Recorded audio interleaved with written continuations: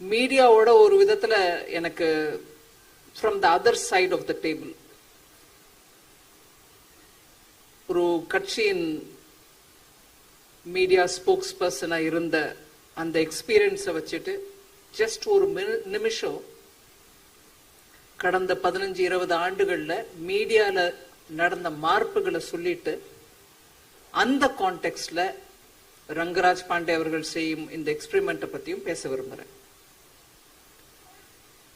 Print மீடியாவை தான் நம்பி நம்ம நாட்டில் 50 வருஷம் ஜனநாயகம் மீடியா இன்புட்ஸ் எடுத்து அது ரீஜனல் லாங்குவேஜஸ்லயும் இருந்திருக்கலாம், இங்கிலீஷ்லயும் இருந்திருக்கலாம். பிரிண்ட் மூலமா தான் நம்மளுக்கு மெஜாரிட்டி அரசியல் விஷயங்களோ சமுதாயத்தை பத்திய விஷயங்களோ இல்ல எக்கானமி பத்தி விஷயமோ நம்மளுக்கு புரிஞ்சிருக்கும். சின்ன வயசுல நம்ம எல்லாருக்கும் எங்களுக்கு எல்லாம் சொல்லி வளர்த்தாங்க, பேப்பரை படி 4 விஷயம் தெரிஞ்சுக்கோ, அதனால உன் பாஷையும் இம்ப்ரூவ் ஆகும், விஷயமும் புரியும், உலகத்துல என்ன நடக்குதுன்ற ஒரே இடத்துல நம்மளுக்கு செய்தி கிடைச்சிரும் அப்படின்னு சொல்லி பல விதமா பேப்பரை படி, மேகசின்ஸை படி, அதுலயுமே சில எழுத்தாளர்கள் எழுதுறத படி அப்படின்னு சொல்லி வளர்த்தாங்க. அதனாலதான் நம்மளோட பொலிட்டிக்கல் ஒப்பீனியன் ஃபார்ம் பண்ண முடிஞ்சிச்சு.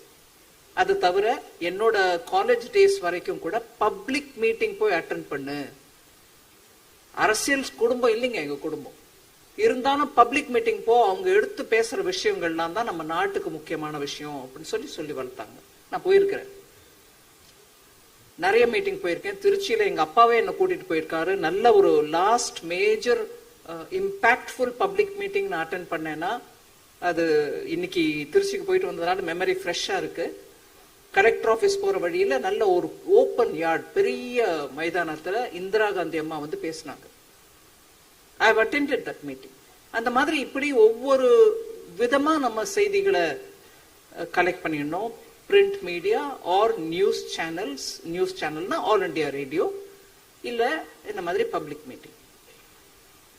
அந்த காலகட்டம் மாறி எலக்ட்ரானிக் மீடியா மூலமா, டிவி மூலமா, அதுவும் ஒரே ஒரு தூர்தர்ஷன் மூலமா நம்மளுக்கு செய்தி கிடைச்சிட்டு இருந்தது. அதுவும் ஒரு formatted in a way boring வேல செய்தி அப்படின்னு.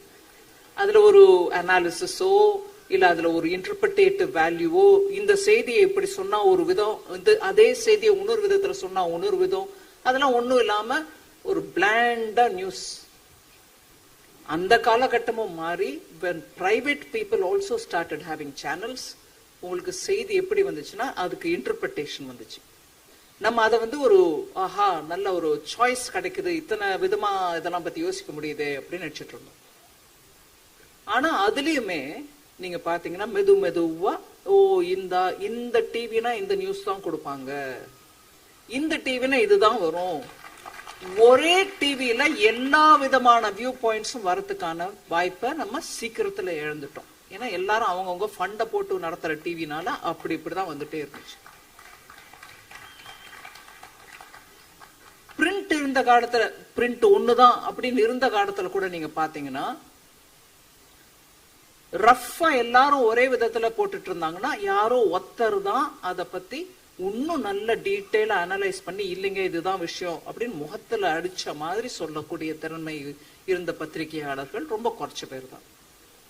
அது அவங்க தனியா வழியில வந்து ஒரு பத்திரிகையே நடத்தணும் அப்படின்னா அதுக்கு வேற விதமான தைரியமும் இருக்கணும், பணமும் இருக்கணும், சப்போர்ட்டும் இருக்கணும். இல்லாட்டினாலும் நடத்தினவங்க இருக்காங்க. அதுல நான் தமிழ்நாட்டுல ஷோவை பத்தி நம்ம எப்போதும் மரியாதையா பேசுறோம். அவர் மீதே நிறைய தாக்குதல் நடந்துச்சு. அவர் துக்ளக்கு நடத்துறதுக்கும் கஷ்டப்பட்டார். பட் நம்மளுக்கு தெரியும் ஒரு ஆன்டி எஸ்டாப்ளிஷ்மெண்ட் வாய்ஸ் அப்படின்னா அதை எடுங்க அதுல வரும் அப்படிங்கிற அந்த அளவுக்கு ஒரேடியா everybody took their own path.